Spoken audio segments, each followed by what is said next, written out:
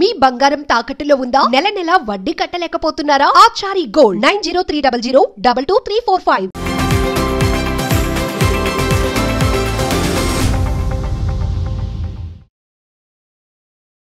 నమస్తే, welcome to Magna TV. నేను ఆదిత్య. జనరల్గా ఎవరైనా పేరుకి ముందు ఇంటి పేరు పెట్టుకుంటారు, కానీ ఈరోజు నా ముందున్న గెస్ట్ మాత్రానికి తన సక్సెస్నే తన ఇంటి పేరుగా మార్చుకున్నారు. సో మరి ఆయన ఎవరో కాదు, డాడీ శ్రీనివాస్ గారు. సో సార్ గురించి చెప్పాలి అని అంటే, డాడీ సినిమాలో సాంగ్స్ ఎంత హిట్ అయ్యో మనందరికీ తెలుసు. ఆ సక్సెస్సే ఇప్పుడు ఆయన ఇంటి పేరుగా మారింది. మరి ప్రస్తుతం ఇండస్ట్రీలో ఆయన ఏం చేస్తున్నారు, ఎలాంటి సాంగ్స్ ఇంకా రాస్తున్నారు, అండ్ డైరెక్టర్గా కూడా ఉన్నారు. కాబట్టి ఇలాంటి బోల్డ్ విషయాలు ఆయన అడిగే తెలుసుకునే ప్రయత్నం చేద్దాం. సో ఏ మాత్రం లేట్ చేయకుండా సార్తో మాట్లాడదాం. నమస్కారం అండి. నమస్తే. ఎలా ఉన్నారు? బాగున్నాం sir. Sir first of all చాలా హ్యాపీగా ఉన్నాను సార్. ఎందుకంటే మీరు ఇండస్ట్రీకి దాదాపుగా 800+ సాంగ్స్ రాసినటువంటి అంశాలు మాకు తెలుసు. పెద్ద హీరోల దగ్గర నుంచి చిన్న హీరోల వరకు అందరికీ రాశారు. సో ఈ వేదికగా మిమ్మల్ని ఇలా కలవడం అనేది చాలా సంతోషం. సార్ అసలు డాడీ శ్రీనివాస్ మీ ఇంటి పేరు కాస్త పోయి ఈ పేరు రావడంతో ఎలా అనిపిస్తుంది అసలు మీకు? నాకు అంటే అది ఒక పూర్వజన్మ సుకృతం లాగా. అంటే తెలుగు ఇండస్ట్రీలో పెద్ద హీరోకి బిగ్ బ్యానర్, అంటే ఒక స్టార్ ప్రొడ్యూసర్ అల్ అరవింద్ గారు నన్ను సెలెక్ట్ చేయటం లిరిసిస్ట్గా ఫస్ట్ అవకాశం తెలుగు చిత్ర పరిశ్రమలో ఒక పెద్ద అగ్ర హీరో మెగాస్టార్ గారికి పాట ఓకే చేయటం అనేది నేను నా కళా నిజమా అనేది ఇప్పటికి కూడా నాకు అంతుచిక్కను.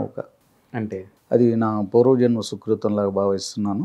అరవింద్ గారికి ఇప్పుడు కాదు ఎప్పటికీ కూడా ఆయనకు రుణపడి ఉంటాను. నన్ను తెలుగు చిత్ర పరిశ్రమకి నన్ను లిరిసిస్ట్గా పరిచయం చేసి క్రింది స్థాయి నుండి నంది స్థాయి వరకు, నంది అవార్డు స్థాయికి ఎదగటానికి కారకులైన మా గురువు, మా దేవుడు, నాకు జన్మనిచ్చింది నా తల్లిదండ్రులు అయితే సినీ జన్మనిచ్చింది మా అరవింద్ గారు. ఆయనకి ఎప్పుడు రుణపడి ఉంటాను సార్. అంటే ఫస్ట్ మీరు రాసిన సాంగ్ ఏంటి సార్ అసలు? ఫస్ట్ సాంగ్ నాకు డాడీ చిత్రంలో. ఫస్ట్ లిరిసిస్ట్ ఇక్కడే స్టార్ట్ అయింది అయితే?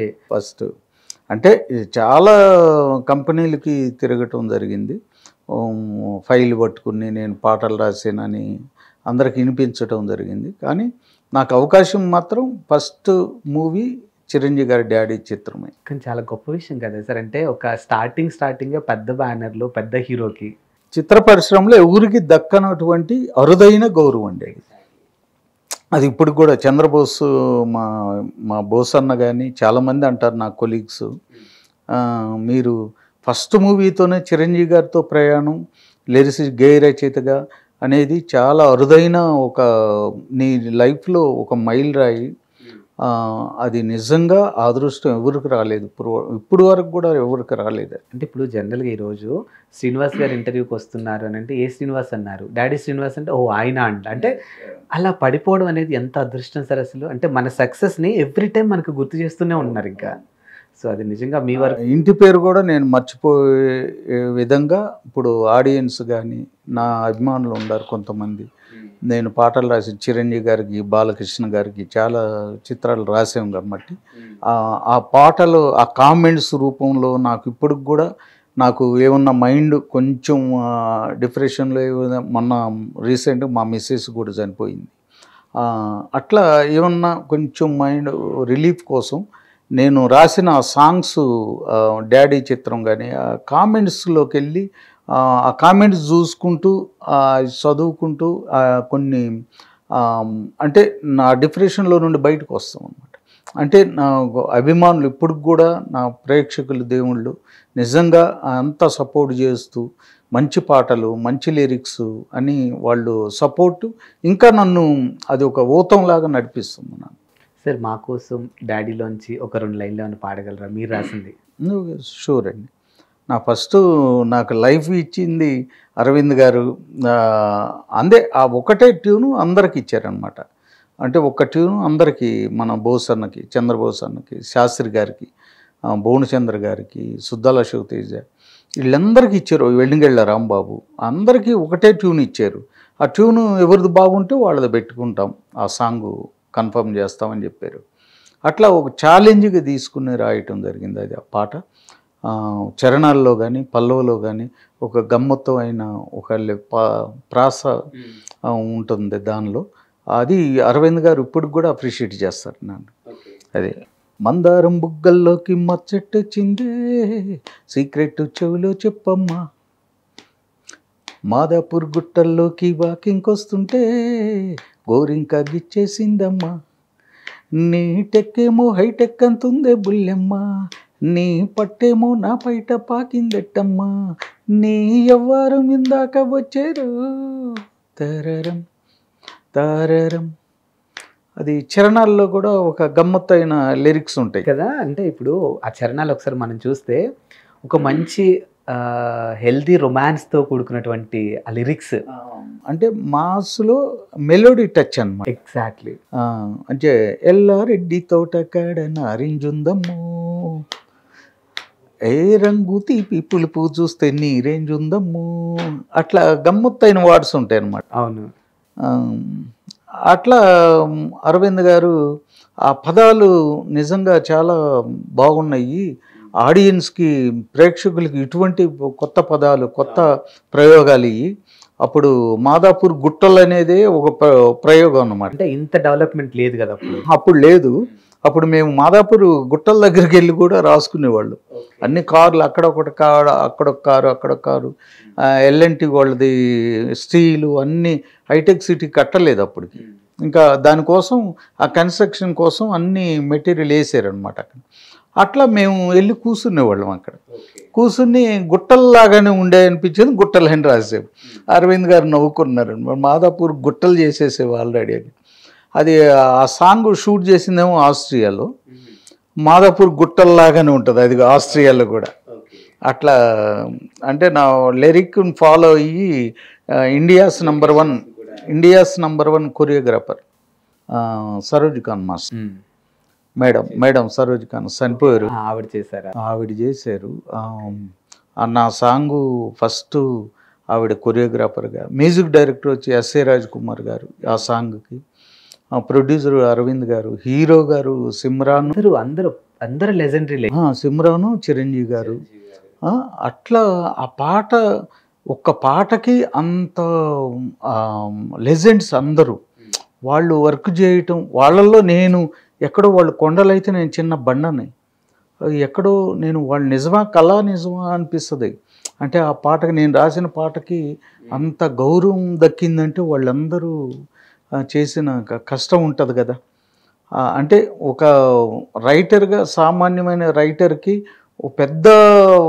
ఒక ఫస్ట్ ఆఫరే నాకు ఒక దేవుడు నాకు అంత గొప్ప వరంలాగా ఇచ్చారు అనిపించిందే సార్. అంటే నేను పడిన కష్టానికి ఫలితం దక్కింది అని. 2.5 సంవత్సరాలు స్లిప్పర్లు, రబ్బర్ చెప్పుల్లో నుండి రాళ్ళు గుచ్చుకుపోతూ ఉండేవాడు, ఫిల్మ్ నగర్ చుట్టూ తిరుగుతూ ఉండేవాళ్ళు. ఆ తిరిగేటప్పుడు రాళ్ళు గుచ్చుకుంటే ఆ రాళ్ళు తీసేసి మళ్ళీ తిరుగుతూ ఉండేవాళ్ళం ఆఫీస్కి. ఆ కష్టానికి ఫలితం ఇది. అది రిలీజ్ అయిన తర్వాతకి, సక్సెస్ అయిన తర్వాతకి శ్రీనివాస్ గారికి లైఫ్ మారిందా సార్ కంప్లీట్గా? 100%. ఓకే. పాట వినగాలని ఎక్కడో చిరంజీవి గారిని అల్లంత దూరం నుండి చూద్దాం అనుకుని వెళ్ళిన వాళ్ళం మేము. బాలయ్య బాబు గారిని చూద్దాం అనుకున్నాం. ఎంపటే సెకండ్ మూవీ నా బాలకృష్ణ గారిది, సీమసింహం. చిరునవ్వు రాంప్రసాద్ గారు డైరెక్టర్. మళ్ళీ ఎంపటే మణిశర్మ గారే దానికి కూడా మ్యూజిక్ డైరెక్టర్. మణిశర్మ గారు దానికే ఫస్ట్ మూవీకేమో ఎస్ఏ రాజ్ కుమార్ గారు, తర్వాత సెకండ్ మూవీ సీమసింహం. భయం వేస్తుంది సార్ ఇప్పుడు మణిశర్మ గారి మ్యూజిక్లో మనం సాంగ్ రాస్తున్నాము అని అంటే ఎలా ఉంటుంది ఏంటి అని. అప్పటికే స్టార్ మ్యూజిక్ డైరెక్టర్ ఆయన. కట్ చేస్తే బాలయ్య బాబు గారు, చిరునవ్వు ఆయన రాంప్రసాద్ గారు మంచి డైరెక్టర్ ఆయన. భగవాన్ దానయ్య గారిది అది. పెద్ద ప్రొడ్యూసర్లు, పెద్ద డైరెక్టర్లు, పెద్ద మ్యూజిక్ డైరెక్టర్, పెద్ద హీరో. మళ్ళీ సెకండ్ మూవీ ఏం సాంగ్ రాశారు సార్ దాంట్లో? అది పోరి హుషారుగుందిరు, ఐటేమో ఆరుందిరు, శారీ సూపర్ గుందిరు, బయటేమో బారుందిరు, రారా మజమ్మికుంటా రాతిరంతా మేలుకుంటా, రింగే పెట్టేసుకుంటా రాజులాగా చూసుకుంటా, పళ్ళు పాలన్నీ తాగి పాటకచ్చేరేసుకుంటా, పోరి హుషారుగుందిరు, హైటేమో ఆరుందిరు. తెలంగాణ ఫోక్ కావాలన్నారు. కానీ మొత్తం రొమాన్స్ ఎక్కువ రాసినట్టున్నారు అసలు. మంచి అంటే బాలయ్య బాబు గారు అడిగారు, రాంప్రసాద్ గారు కొత్త కుర్రోడు డాడీలో రాశారు, ఆ సీడీ అంటే కృష్ణానగర్లో ఇక్కడ పెట్టుకుని ఆర్ఎఫ్సికి వెళ్ళిన దాకా విన్నారంట ఆ సాంగ్. డాడీలో అప్పుడే రిలీజ్ అయింది. అవును, ఈ సాంగ్ చాలా గమ్మత్తుగా ఉంది, బాగా రాశాడు కొత్త కుర్రోడు, మన దానికి కూడా రాపిద్దామని రాంప్రసాద్ గారు ప్రపోజ్ చేశారంట. అయితే బాలయ్య బాబు గారు పిలిపియండి, ఆయన మంచి ఫోక్, తెలంగాణ ఫోక్ కావాలని చెప్పండి అన్న. అట్లాగే నాకు రాంప్రసాద్ గారు ఫోన్ చేసి, అమ్మ ఇట్లా బాలయ్య బాబు గారు సినిమా ఉంది సీమసింహం, తెలంగాణ ఫోక్ స్లాంగ్లో ఏమన్నా ఉందా అంటే ఉంది సార్ అన్న. అప్పుడే నేను రాసి పెట్టుకున్నాను అనమాట. ఓకే, పౌరి హుషారుగుందిరు ఆ పాట వినిపించాను, చాలా బాగుంది, బాలయ్య బాబు గారికి వినిపిద్దాము, మీరు షూటింగ్కి ఆ లొకేషన్కి వచ్చేయండి అన్నారు. ఎక్కడ మన జూబ్లీ హిల్స్ చెక్ పోస్ట్ ఉంది కదా, పెట్రోల్ బంకు ఆ గల్లీలో చంద్రబాబు నాయుడు గారి హౌస్ ఉంది, దానిలో షూట్ జరుగుతుంది బాలయ్య బాబు గారిది సీమసింహం. నేను కల్పిస్తాను బాలయ్య బాబు గారిని, ఒకసారి బాలయ్య బాబు గారి ముందు కూడా పాడండి ఈ పాట అని. నన్ను పిలిపించారు, నేను వెయిట్ చేశాను. బ్రేక్లో బాలయ్య బాబు గారు ఇట్లా కూర్చున్నారు, బాబు ఇట్లా రైటర్ వచ్చారు, డాడీలో చిరంజీవి గారికి రాసిన ఆయన అంటే పిలిపియండి అన్నాడు. ఆయన రాగానే బాబు నమస్కారం సార్ అన్నాను. నమస్కారం అని ఆయన లేచి షేక్ హ్యాండ్ ఇచ్చారు. కూర్చోండి అన్నారు. నిలబడతాను సార్ అన్నాను. కూర్చోండి అని కూర్చున్నాను. ఆయన ఒక్క గ్లాసు ఉందండి, పెద్ద గ్లాసు, 2 బొండాలు కొబ్బరి బొండాలు కొట్టి పోస్తే ఆ గ్లాసు నిండింది. పెద్ద గ్లాసు నిండా కొబ్బరి నీళ్ళు ఇచ్చి తాగండి అన్నారు. ఇక నాకు భయంగా బాలయ్య బాబు గారిని అప్పుడే ఆయన ఎదురుగా కూర్చోవటం అనేది నాకు చాలా టెన్షన్గా ఉందన్నమాట. అయితే ఫ్రీగా ఉండండి ఫస్ట్ అన్నాడు. అంటే ఓకే బాబు అని ఇక నీళ్లు కొబ్బరి బొండాలు తాగి ఇక పాడండి అన్నాడు. అప్పుడు ఆ పాట సాంగ్ ఉంది కదా పాడాను. చాలా బాగుంది. నాకు కొంచెం లిరిక్ కన్ఫ్యూజ్గా ఉంది, కొంచెం చెప్పండి అది ఏంటి అంటే, రారా మా జిమ్ముకుంటా రాత్రిరంతా మేలుకుంటా, రింగే పెట్టేసుకుంటా రాజులాగా చూసుకుంటా, పళ్ళు పాలన్నీ దాగి పాట కెచ్చరేసుకుంటా. అది తెలంగాణ అంటే ఊర్లో విలేజ్ వర్డ్స్ అన్నమాట సార్. ఓకే, ఆ విలేజ్ వర్డ్స్ బాబుకి అర్థం కాలేదు. అప్పుడు నేను విడమర్చి మొత్తం మీనింగ్ చెప్పాను. చాలా బాగుంది, పెట్టేసేయండి అన్నారు, కన్ఫర్మ్ చేసేయండి అన్నారు. అంటే చాలా థ్యాంక్స్ బాబు అన్న, very good, all the best అన్నారు. ఇక అక్కడ నుండి వచ్చి రాంప్రసాద్ గారు మీరు మెడ్రాస్ వెళ్ళిపోండి అన్నారు. ఇక నేను మెడ్రాస్ వెళ్ళిపోయాను. సార్, ఇండస్ట్రీలో పెద్ద హీరోలకి రాశారు, చిన్న హీరోలకి రాశారు, దాదాపుగా 800+ సాంగ్స్ రాశారు. కానీ కెరియర్ పరంగా ఎక్కడో అది మరి మీరు నిలుపుకోలేదు ఆ సక్సెస్ని. ఏం జరిగిందో తెలియదు కానీ కొంచెం ఎక్కడో గ్యాప్ వచ్చింది. సో ఏం జరిగింది? 100% ఇది అంటారు కదా స్వయంకృతాపరాధం అని. అది స్వయంకృతాపరాధం అంటానికి నిలువెత్తు నిదర్శనం నేనే అనమాట. అంటే వచ్చిన అవకాశాలు ఎట్లా వచ్చినాయి, మళ్ళీ డౌన్ఫాల్, అంటే హైలోకి వెళ్ళి మళ్ళీ ఆ లో అనేది కూడా మళ్ళీ నేను హై చూశాను, లో చూశాను. ఆ చూస్తానికి కారణం నా తప్పు. అది కష్టపడ్డోడికే దాని విలువ తెలుస్తుంది అని అంటారు కదా, విలువ తెలిసి కూడా మీరు ఎందుకు విలువ అంటే అంటే ఎప్పుడు చూడని ధనం కూడా మనం చూడకూడదు. దేవుడు అంతగానే ఎంత కావాలో అంతే ఇస్తాడు. అది ఒకటి. మన సర్కిల్ని బట్టి కూడా ఉంటుంది. ఆ సర్కిల్ మనం ఏం చేస్తున్నాం అనేది ఒక్కసారి ఇంట్లో కూడా పెడచెవును పెట్టి మా మిస్సెస్ కానీ మా పిల్లలు చెప్తూ ఉండేవాళ్ళు, డాడీ మంచి సినిమాలు రాస్తున్నావు, మంచి పేరు ఉంది అని. కొంచెం డ్రింక్కి అడిక్ట్ అయ్యాను. డ్రింక్ కూడా ఉంది అంటే కొంచెం కాదు, చాలా. అది నా కెరీర్కి అది ఒక స్పీడ్ బ్రేకర్ లాంటిది, పెద్ద స్పీడ్ బ్రేకర్ లాంటిది. నా కెరీర్ మంచి రన్నింగ్లో ఉన్నప్పుడు అది ఒక స్పీడ్ బ్రేక్. అంటే ఏంటి సార్, అంటే ఇప్పుడు మీరు డ్రింక్కి అలవాటు పడ్డారని డైరెక్టర్లు మీ ఇంటి తలుపు తట్టడం మానేశారా? మానేస్తాం కాదు, ఆ టైంకి రాజమౌళి గారు సింహాద్రికి ఫోన్ చేస్తే ఎక్కడో ఉండేవాళ్ళం. సింహాద్రి జూనియర్ ఎన్టీఆర్. ఇంద్రలో ఒక సాంగ్ ఉంటుంది. అన్ని సాంగ్స్ మణిగారు చేశారు, ఒకటే సాంగ్ ఆర్పి పట్నాయక్ గారు చేశారు.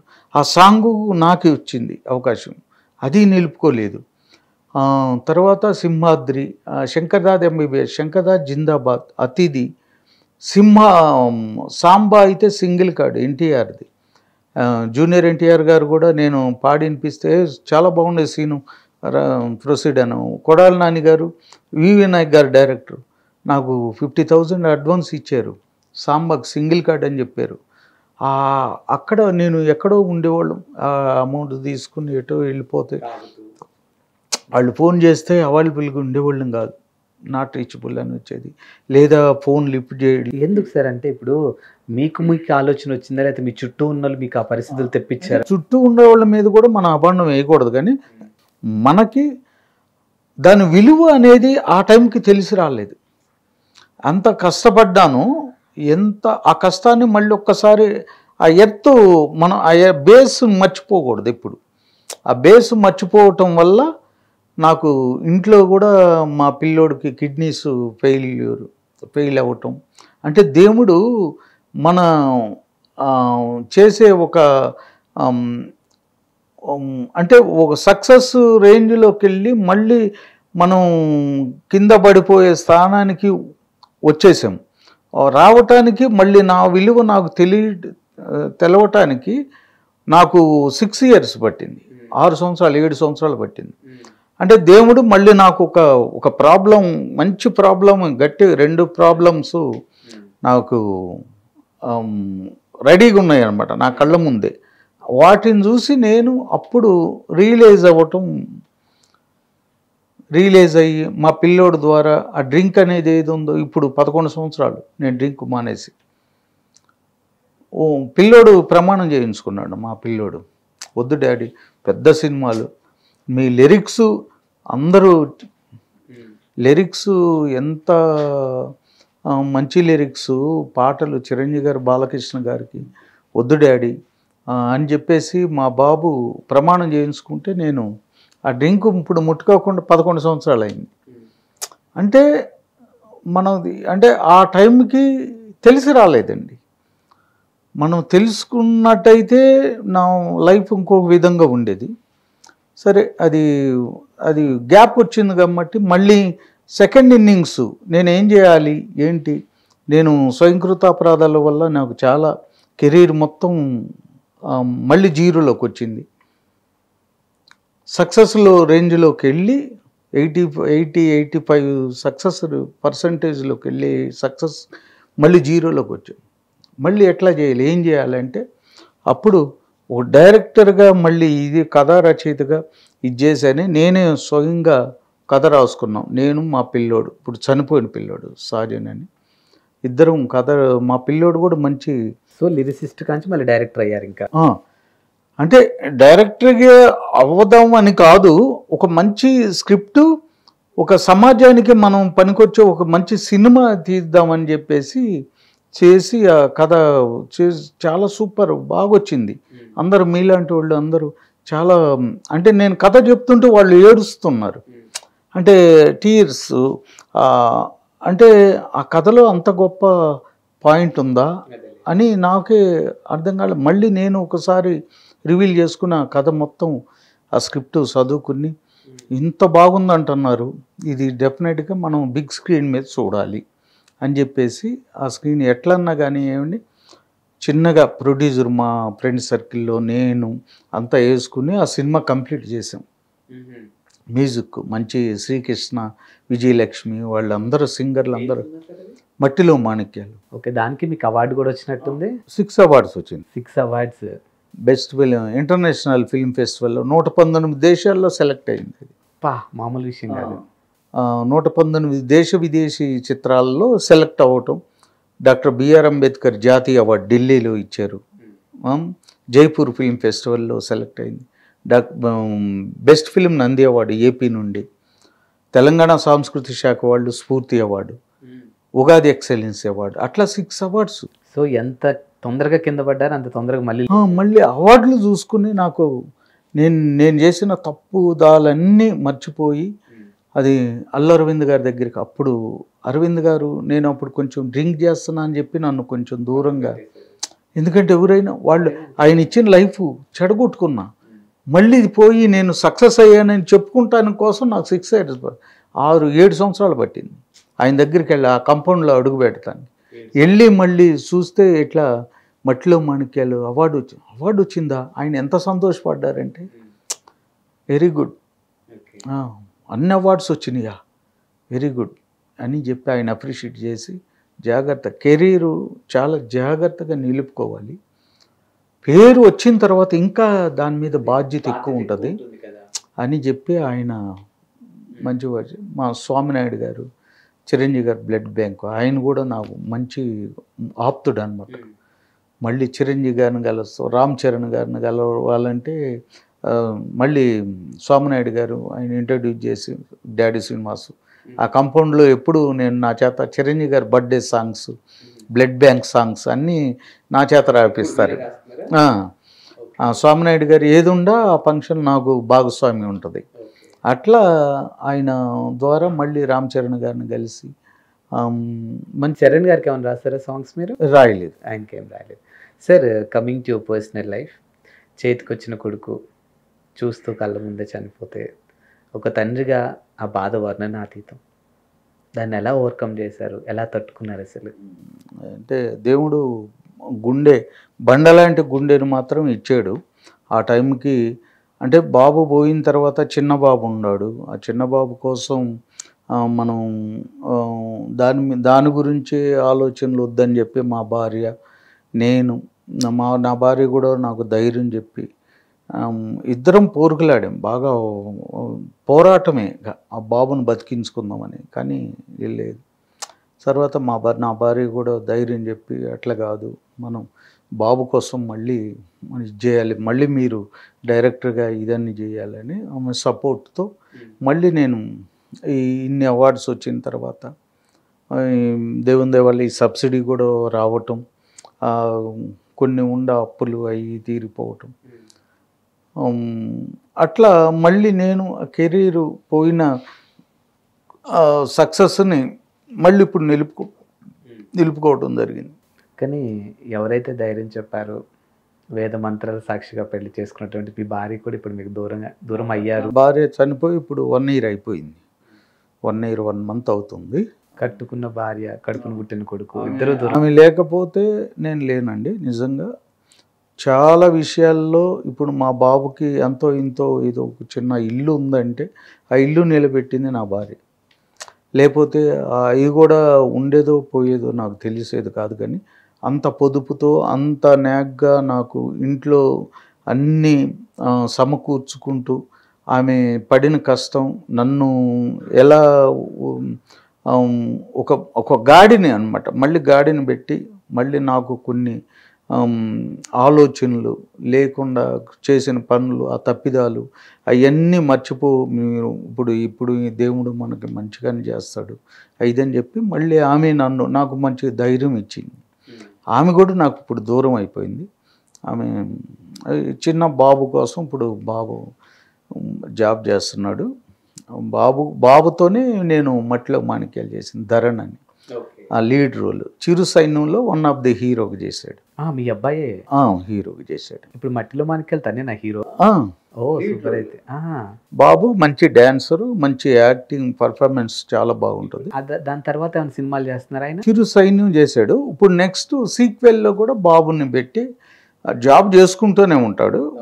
సీక్వెల్ కూడా బాబుతోనే చేస్తాం. ఇంకా బయట డైరెక్షన్లు ఎక్కడ చేయట్లేదు? ఇప్పుడు బయట కూడా ట్రై చేస్తున్నాం. ఒక 2 ప్రాజెక్టులు వచ్చినాయి. అది కూడా ఇది చేసుకుంటే అది డైరెక్టర్గా ఎట్లన్నా మంచి పేరు రావాలి, మనం మంచి కంటెంట్స్తో మళ్ళీ మనం డైరెక్టర్గా సక్సెస్ అవ్వాలి.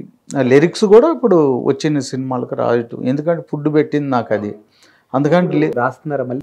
రాస్తా. సార్, ఇప్పుడు సంగీతం వేరు, సాహిత్యం వేరు. మీరు సాహిత్యాన్ని ఎంచుకున్నారు.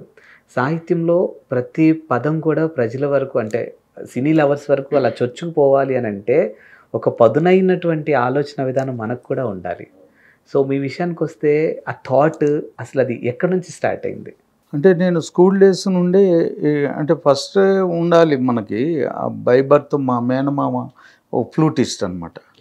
ఫ్లూటు ఆయన ఏదైనా ఫెస్టివల్స్లో శ్రీరామనవమి అటువంటి వాటికి ఫ్లూటు బాగా మంచి పేరుంది.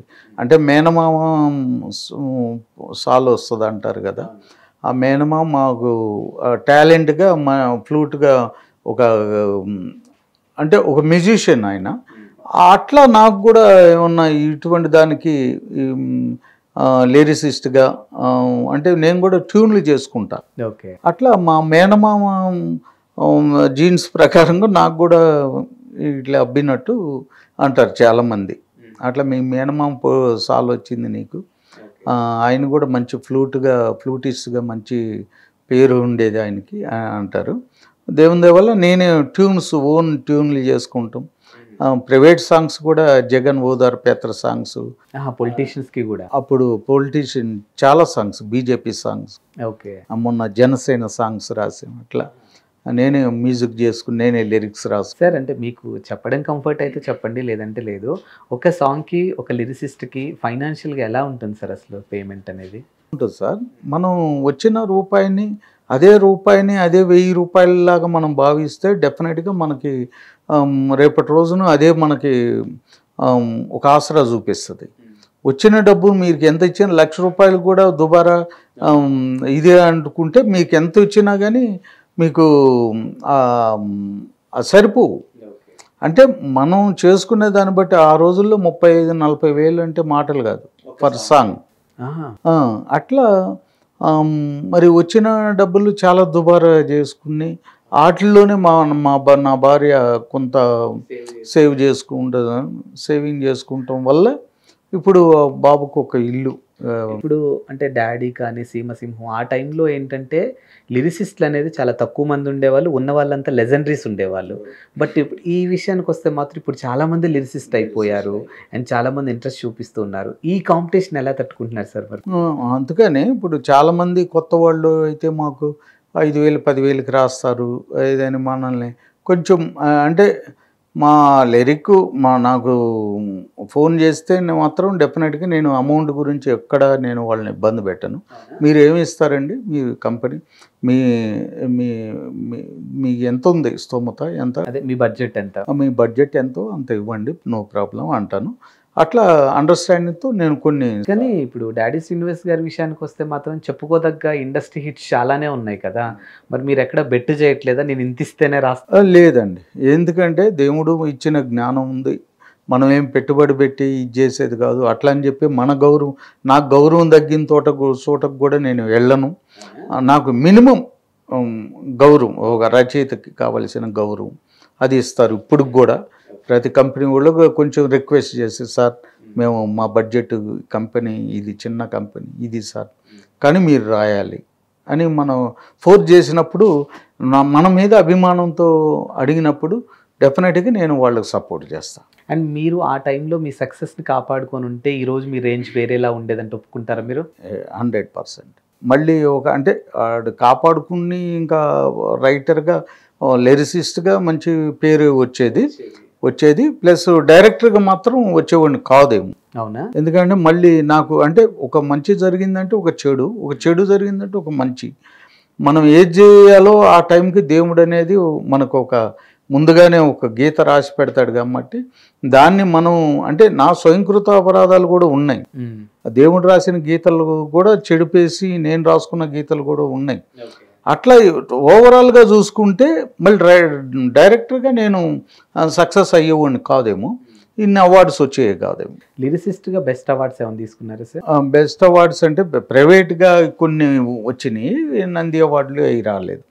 ఓన్లీ డైరెక్టర్గా మాత్రం awards, Nandi award, international film festival award అట్లా. సార్ అంటే ఏమైనా ఎమోషనల్ సాంగ్స్ రాశారా సార్ మీరు రాసిన వాటిలోనే?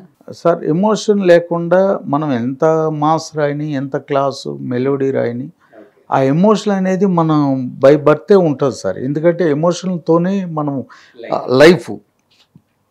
అందుకని ఆ ఎమోషనల్ సాంగ్స్ చాలా సినిమాల్లో నేను మా కోసం ఒక ఏదైనా పాడగలరా? లోకులు కాకులనే లోకోక్తి నిజము, ఆ కాకులలో కోయిల బ్రతికే భయము అని ఒక మూవీకి రాసాము. అది అది అంటే అది ఇంకా రిలీజ్ కాలేదు. అట్లా కానీ సినిమాలకు ఒక 5-6 సినిమాలకు మంచి అంటే ఎమోషనల్గా ఉంటుంది. అటువంటి సాంగ్స్ రాసాం. మళ్ళీ మెలోడీ సాంగ్స్ కూడా చాలా ఉన్నాయి. అవునా? నీ అడుగు కింద పువ్వు నవ్వుతా లేత పాదాలే కందకు. మీరు రాసిన వాటిల్లో బాగా అంటే జనాల్లోకి బాగా అసలు రిపీటెడ్గా విన్న సాంగ్ ఏదైనా ఉందా సార్? అన్నీ ఇదే మందారం ముగ్గుల్లో ఎప్పుడు వస్తాను. మళ్ళీ చెన్నకేశ్వరరెడ్డి ఉంది కదా, అది నీ కొప్పులో ఉన్న మల్లె తోట పూజిస్తా ఈ పూట, అది టాబు బాలయ్య బాబుదే. అవి రిపీట్ మూవీ కూడా వస్తూ ఉంటాయి. రోజు ఏదో ఛానల్లో వస్తూనే ఉంటాయి జెమినీ మ్యూజిక్లో. సార్ అంటే జనరల్గా ఇప్పుడు ఒక డైరెక్టర్ ఉన్నారనుకోండి, బోయపాటి శ్రీనివాస్ గారు ఉన్నారంటే ఆయన కంప్లీట్గా ఒక యాక్షన్ మూవీస్ తీస్తారు అని అంటారు. ఇప్పుడు గౌతమ్ మేనన్ లాంటి వాళ్ళు ఉన్నారంటే ఒక మంచి లవ్ స్టోరీలు అంటూ ఉంటారు. బట్ లిరిసిస్ట్ విషయానికి వస్తే అలా పర్టికులర్గా సెగ్మెంట్స్ ఏమైనా ఉంటాయి అంటే ఇప్పుడు శ్రీనివాస్ గారు ఎమోషనల్ రాస్తారు, రొమాంటిక్ రాస్తారు, లేకపోతే కొంచెం రౌద్రం లాగా ఉన్న అలాంటి సాంగ్స్ రాస్తారు, ఇట్లాంటివి ఏమైనా ఉంటాయి? అయితే ఫస్ట్ మనకి దీనిలో ఒక చిన్న లాజిక్ ఉందండి ఇక్కడ తెలుగు చిత్ర పరిశ్రమలో. ఫస్ట్ మనకి ఏదైతే అవకాశం వస్తుందో మెలోడీ, మాస్ టచ్ మెలోడీ రాయగలుగుతాడు. ఫోక్ ఉన్నాయి, చాలా ఫోక్ రాశాను నేను, ఫోక్ సాంగ్స్. డాడీ సినిమాస్ అంటే మంచి డ్యూయట్ సాంగ్, ఫోక్ సాంగ్ రాపిచ్చేయండి అంటారు. అంతే. నేను ఏ సాంగ్ రాయాలనుకుని నేను డెఫినెట్గా మెలోడీ సాంగ్ రాయగలుగుతాను సార్ అని చెప్పినా కానీ ఎందుకులేండి మీరు ఫోక్ బ్రహ్మాండంగా రాస్తారుగా రాసేయండి అంటారు. అట్లా మనం మీద ఫస్ట్ ముద్ర పడేది అది ఏ సాంగు, దాన్ని ఇంపాక్ట్ వీటి మీద మిగతా సాంగ్స్ మీద పడుతుంది. ఎందుకంటే అది ఆర్టిస్టులు కూడా అదే జరుగుతుంది ఈ మధ్యన. ఒక క్యారెక్టర్కి జనాలు చూస్తారంటే ఇంకా ఆ క్యారెక్టర్లోనే ఊహించుకుంటున్నారు. ఎవరైనా అంతేనండి. ఆ సినిమాల్లో సపోజ్ బలగం ఆయన మురళీ గౌడ్ ఆ క్యారెక్టర్ చేసాడు కదా, అటువంటిది అమ్మాయిల్ని ఏదో చిన్న చేతురుగా ఇది అట్లా కొన్ని సినిమాల్లో ఆయనకి అదే రోల్ పడింది. ఓకే. ఇప్పుడు ఎంటర్టైన్మెంట్గా ఈ మధ్య కాలంలో సంక్రాంతికి వస్తున్నాం, దానిలో కొద్దిగా కామెడీ టచ్లో అనిల్ రావుపూడి గారు చేశారు. అట్లా మళ్ళీ ఏదన్నా ప్రూవ్ చేసుకున్న దాకా మళ్ళీ కష్టం. కానీ మీరు మాత్రం నిజంగా కళామ తల్లి బిడ్డండి. ఒక లిరిసిస్ట్గా, ఒక డైరెక్టర్గా, ఒక ఇంకేంటి సంగీతం ఇవన్నీ కూడా మీరే చూసుకుంటున్నారు కాబట్టి. మట్టిలో మాణిక్యాల్లో సాంగ్ కూడా నేను పాడగలుగుతాను అనమాట. మొక్కిన చేతిని మరిచిపోయే దేవుడంట, ఆ దేవుడిని పూజించటం దండగట. అంటే మొక్కిన చేతిని మర్చిపోయే దేవుడిని ఎందుకు పూజించాలి మనం అని ఎమోషనల్ సాంగ్ ఉంటుంది దీనిలో మట్టిలో మాణిక్యాలు. అది వాయిస్ బేస్ ఉంటుందని. మొక్కిన చేతిని మరిచిపోయే దేవుడంట, ఆ దేవుడిని పూజించటం దండగట. అది బాగా ఇంకా బేస్ ఉంటుంది అనమాట. అంటే అటువంటి సాంగ్స్ పాడగలుగుతాను నేను. ఓకే. మన జనసేనలో కూడా ఎత్తర సోదర జనసేన జెండా అట్లా. అంటే ఈ బాగా బేస్లో ఉండే వాయిస్లో కొన్ని సాంగ్స్ నేను పాడగలుగుతాను. అవునా? అట్లా మళ్ళీ మెలోడీ ఉంటాయి. మట్టిలో మాణిక్యాలు విరిసిన మందారాలు, చిన్ని నవ్వు చూస్తే చాలు పొంగిపోయి సంతోషాలు, ప్రతిభ ఉన్నవాళ్ళురా ఈ చిన్నారులు, దేవుడే ఇచ్చిన కానుక కారణాధలు. అట్లా పాడగలుగుతాం, బేస్లో పాడగలుగుతాం. ఒక ఇండస్ట్రీ డాడీ శ్రీనివాస్ గారిని ఎలా వాడుకోవాలో అలా వాడుకోవచ్చు. అయితే ఇంకా అన్ని యాంగిల్లో మనకు ఎమోషనల్ కావాలంటే ఎమోషనల్ సిచ్యువేషన్ కరెక్ట్గా చెప్తే డెఫినెట్గా దానిలోకి వెళ్ళిపోతాం. మంచి మెలోడీ కావాలంటే మళ్ళీ నీ అడుగు కింద పువ్వు నవ్వుతా లేత పాదాలే కందకుండా, నీ పెదవి మీద నవ్వు నవ్వుతా ఇంకెవ్వరికి చెందకుండా. ఇట్లా కావాలంటే ఇట్లా రాసుకుంటాం. మనకేంటంటే ఆ సిచ్యువేషన్ మన మీద నమ్మకం కుదరాలి. మెలోడీ బాగా రాయగలుగుతాడు డాడీ శ్రీనివాస్ అంటే మెలోడీ ఇచ్చేసేయాలి. అన్ని సాంగ్స్ మీద పట్టు ఉంటుందండి ఒక రైటర్కి. కాకపోతే ఏంటంటే ఫస్ట్ ముద్ర ఏది పడుతుందో దాన్నే ఎక్కువ. ఇప్పుడు డైరెక్టర్లు ఎందుకు మెలోడీ సాంగ్ ఒకటేమో అనంత శ్రీరామ్కి, లేకపోతే ఒకటి బోసన్నకి ఇచ్చేద్దాం, ఓ మంచి కాన్సెప్ట్ కంటెంట్ ఉన్న ఒక సాంగ్ ఉంటే బోసన్నకి ఇద్దాం, మెలోడీ ఉంటే ఇతనికి ఇద్దాం, రామజోగి శాస్త్రి గారికి.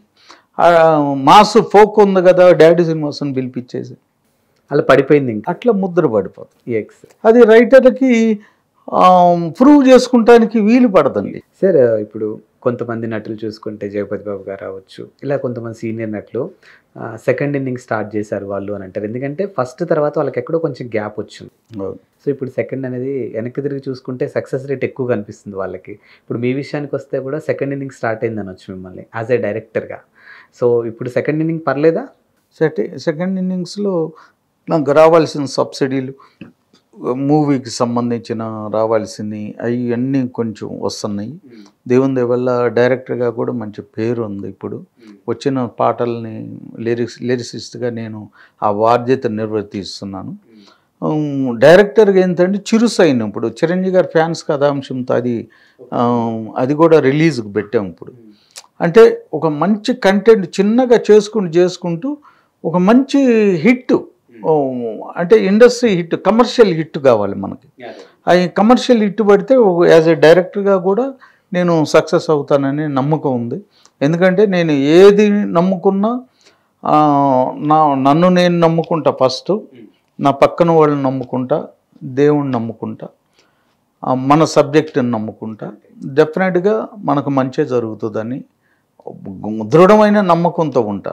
అందుకని డెఫినెట్గా నాకు మంచి జరుగుతుంది. అండ్ ఫస్ట్ ఇన్నింగ్లో జనాల నుంచి మీన్స్ ఇండస్ట్రీ పెద్దల నుంచి మంచి రిసీవింగ్ చూసారు, మీరు ఆ లైఫ్ చూసారు.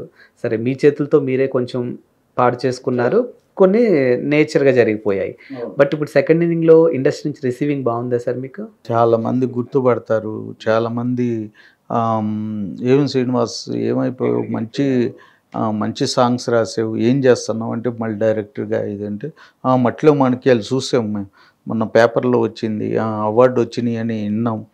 అనౌన్స్ చేశారు కదా, అప్పుడు అనౌన్స్ చేసినప్పుడు చాలామంది ఫోన్లు కూడా చేశారు, మట్టిలో మాణిక్యాలు నంది అవార్డు వచ్చిందంట కదా, ఆల్ ది బెస్ట్. కానీ మరి మీ అబ్బాయినే హీరోగా పెట్టాలని ఎందుకు అనిపించింది సార్? అంటే బాబు అంటే పిల్లలది గమ్మట్, అది చిన్నపిల్ల బాబు కూడా ఇంత ఉంటాడు అప్పుడు, 11-12 సంవత్సరాలు. ఆ బాబుకి ఆటోమేటిక్ మంచి పర్ఫార్మెన్స్. ఇప్పుడు ఎంత సార్ బాబు ఏజ్? ఇప్పుడు 23. ఇప్పుడు ఫుల్ ఫ్లెడ్జెడ్గా హీరోగా ఇంట్రడ్యూస్ చేద్దామని అనుకున్నాము. ఇప్పుడు ఇది సీక్వెల్ అయిపోతే నెక్స్ట్ మూవీ బాబుతో చేస్తాం. బాబు మంచి డ్యాన్సరు, ధరణ్ అని, మంచి డ్యాన్సరు, మంచి యాక్షన్ కానీ ఫైట్లో కానీ యాక్షన్ రియాక్షన్ చాలా బాగుంటుంది బాబుది. సో చైల్డ్ ఆర్టిస్ట్ నుంచి హీరోగా లాంచ్ అవబోతున్నాడు అయితే, సూపర్. అయితే అండ్ ఫైనల్గా మిమ్మల్ని అభిమానించే వాళ్ళకు మా ఛానల్ ద్వారా ఏం చెప్పదలుచుకున్నారు? మరొకసారి డాడీ శ్రీనివాస్గా ఒకడు సిరివెన్నెల సీతారామ శాస్త్రి గారు, శుభలేఖ సుధాకర్ గారు, ఆవుతి ప్రసాద్ గారు, ఇట్లా వాళ్ళకి బ్రాండ్ అంటే ఒక మూవీ బ్రాండ్ ఎలా ఉందో నాకు సక్సెస్ని ముడిపడి ఉంటుందన్నమాట ఆ పేరులో. అట్లాగే డాడీ అనేది నాకు ఒక మధురమైన పిలుపు. అది కొంతమంది డాడీ అంటారు, కొంతమంది డాడీ అన్న అంటారు, కొంతమంది డాడీ సీన్ అన్న అంటారు.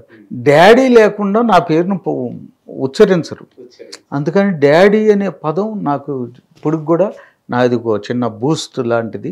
నన్ను నిలబెడతానికి కారణం ఆ మెగాస్టార్ గారు, అల్లు అరవింద్ గారు, వారి ప్రోత్సాహం ఉంది కాబట్టి డెఫినెట్గా ఆ డాడీ అనే పదాన్ని ఇంకా నేను దాన్ని అంటే మన శక్తి ఎంత ఉంటే అంత వాడుకోవాలి. అండ్ మీరు ఇప్పుడు ఏదైతే డైరెక్టర్గా ఒక లిరిసిస్ట్గా మళ్ళీ సెకండ్ ఇన్నింగ్ స్టార్ట్ చేశారో, మీకు మంచి సక్సెస్ రావాలి, ఫస్ట్లో మీరు ఎంత ఉన్నత స్థానాలకు ఎదిగారో అంతకు మించి ఎదగాలని ఆ దేవుణ్ణి మేము కూడా మనస్ఫూర్తిగా కోరుకుని మాకు ఈ అవకాశం ఇచ్చినందుకు థ్యాంక్ యూ అండి. థ్యాంక్స్ అండి. మీ ఛానల్ యాజమాన్యానికి కూడా నన్ను మరొకసారి ప్రేక్షకుల దగ్గర చేసినందుకు మీకు, మీ ఛానల్ వారికి అందరికీ ధన్యవాదాలు. Thank you.